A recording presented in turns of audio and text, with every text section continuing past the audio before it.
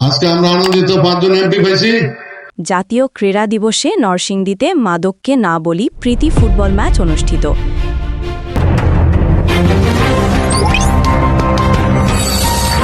নরসিংদী প্রতিনিধি 6 এপ্রিল 2026।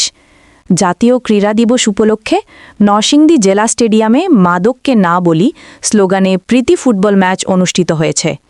সোনালী অতীত football club নরসিংদীর আয়োজনে অনুষ্ঠিত এ ম্যাচে প্রধান অতিথি হিসাবে উপস্থিত ছিলেন বীর মুক্তিযোদ্ধা আলহাজ তোফাজ্জল হোসেন মাস্টার।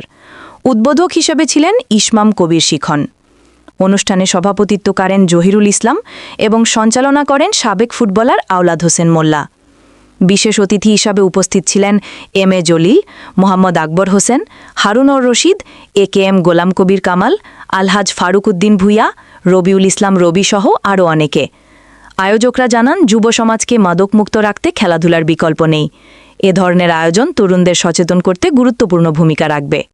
ব্যক্তিগত তরফ থেকে ধন্যবাদ জানাই। আমার জেলার 5 জন আগে রিপিট হয়ে যাচ্ছে, কিশোর গ্যাং তৈরি হচ্ছে। এই সমস্ত থেকে দেশকে বাঁচার জন্য ইতিমধ্যে থেকেছেন। আমরা খুব আনন্দিত দীর্ঘদিন পর